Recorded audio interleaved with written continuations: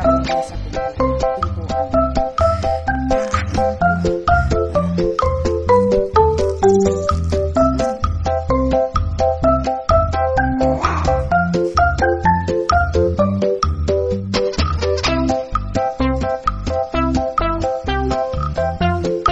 Good morning!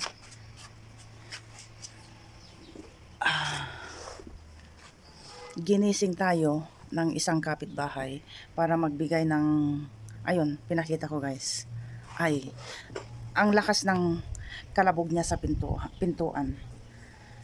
Nagbigay ng gulay yung isang marites. Hindi. Marites, sinasabi ko lang marites pero hindi naman sila marites. Tayo ang totoong marites dahil ikukwento natin, imamarites natin habang tayo nandito guys. Yun, naglaba ako kahapon sa aking kamay. Okay. Tayo ang totoong marites dahil ikukwento natin. Dito muna tayo. Maraming galagala ang nangyayari.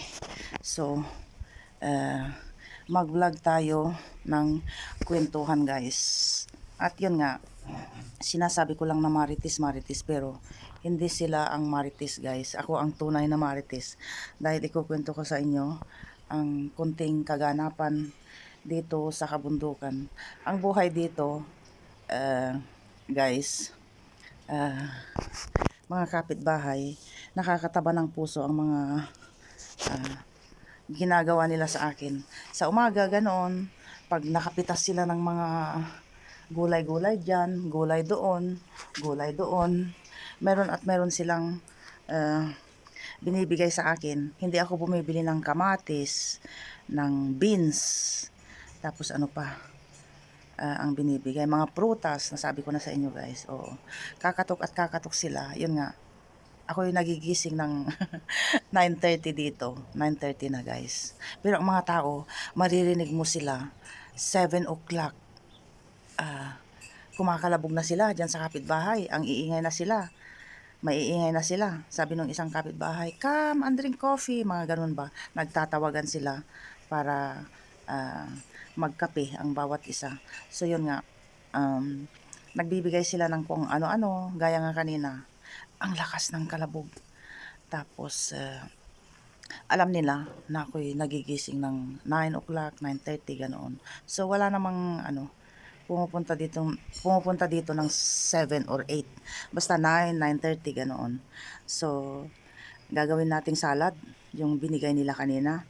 At nakakataba ng puso ang ginagawa nila, sabi ko sa inyo, dahil kung ano-ano na lang ang ibinibigay sa akin dito. Oo. Tapos, ang dito guys, ang buhay dito, ang pagkain dito, puros mga gulay. Isang linggo na akong hindi nakakain ng karne at saka karne at saka manok, chicken. Oo, wala. Meron naman, dahil nga wala kaming fridge guys, meron akong nabiling 1 kilong karne, 1 kilong manok, pero nakatambak doon sa kabila. Doon natin ipinatago. Inilagay ko sa freezer nila. Ito yung mga prutas na bigay nila, oh. Ipinauwi ko kay Habi yung ibang ganyan sa syudad. And then, kain po tayo. Gumawa ako ng breakfast. Itong breakfast namin ni Bunso. Corned beef at saka itlog. Tapos merong parsley. Ito naman yung aking breakfast. Fresh egg. Binoil ko ng mga 1 minute boil lang, guys. Kain po tayo. Kain po. Put the one near you. The table.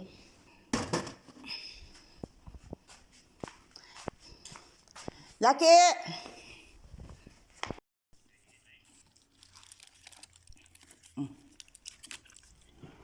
This for you.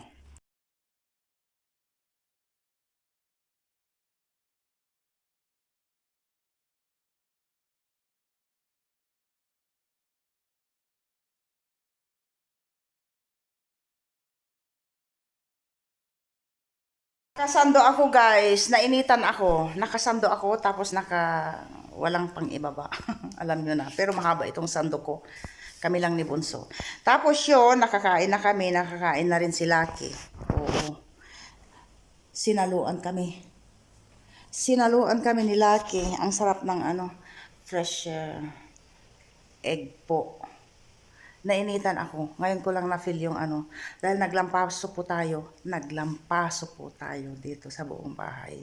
Kaya siguro at ako'y pinawisan. And then pagkatapos noon, naghanda ako ng aming breakfast ni Bunso. At si Bunso ay he's looking at me. At sabi niya, ganon siya, huwag mo akong kuhanan ng video, sabi niya.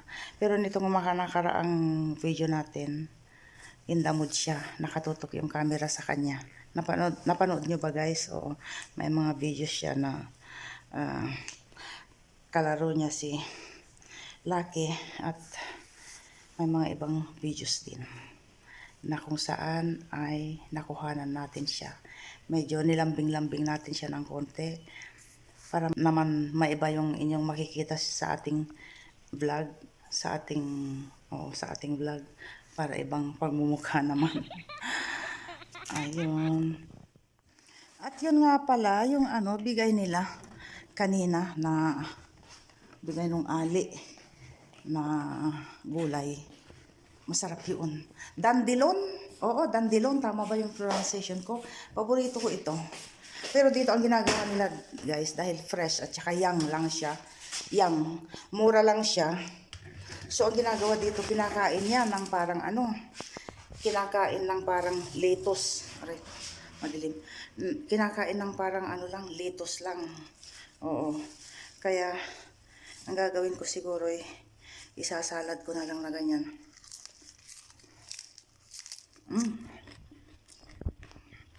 Very young siya. Medyo mapait-pait ng konti. Pero masarap siya. Kaya dito siguro sa bundok guys, kaya yung mga tao, mahahaba ang kanilang buhay.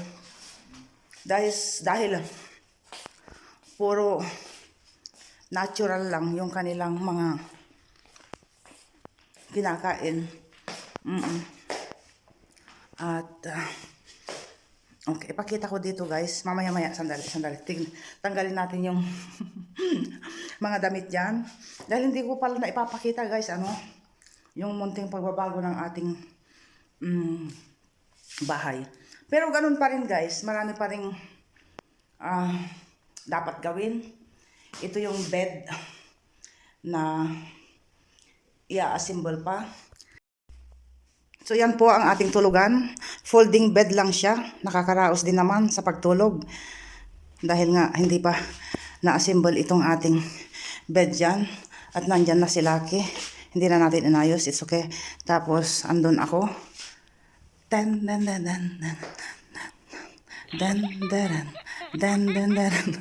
Tapos doon nilagyan ko ng magkakabit pala kami ng kurtina. Diyan, kakabit natin itong kurtinang ito. Diyan. Dahil pumapasok yung init diyan. And then naglagay ako ng karton doon. Maglalagay din kami ng kurtina diyan. So ganyan po ang itsura ng ating tulugan. It's okay. At least nakakatulong ng mahimbing. At okay na rin yung ating kubeta. Oo, nasabi ko sa inyo guys. Diyan natutulog si Lucky. Diyan, dito yung entrance. Ulitin ulit natin. At gaya nga ng nasabi ko guys, marami pang diyan, gastusin, mga ganyan. Kuryente, yan pa rin. Naubusan na ng bala. Yan pa rin yung ating ilaw. At nandun si Bunso. Ganyan pa rin. At least maayos-ayos na. Yun yung kubeta. Tapos yung mga aparatos, may dinala si Habi dyan. Yan yung bakanting kwarto pa. At yun yung ating magulong kusina. And that's it.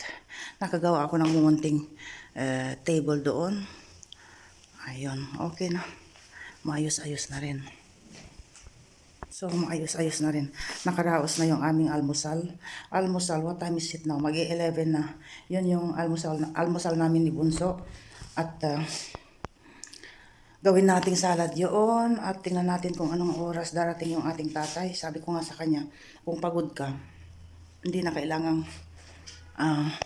pumunta ka dito, sabi ko. Dahil kawawa naman. Long drive. 1 oras na mahigit ang biyahe. Pagod pa siya sa trabaho, tapos magdadrive na naman siya ng pagkahaba-habang biyahe ba. Doon pa. Yung ating ano. Sabi ko noon, nung magulo-gulo pa itong bahay guys, tapos doon kami sa baba nakikitulog sa uncle ni Habi, sa pinsan ni Habi. Sabi ko noon, kahit na may bed lang, tapos may kubeta lang, okay na ako, sabi ko.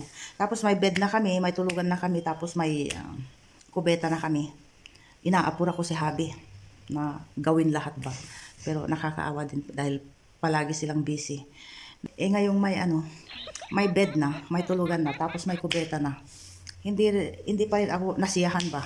So ang tao'y walang kasiyahan. Yun pala ang ibig sabihin noon.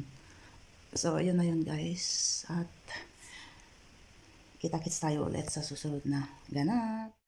Tara! Naikabit na pala yung ating kortina doon, oh.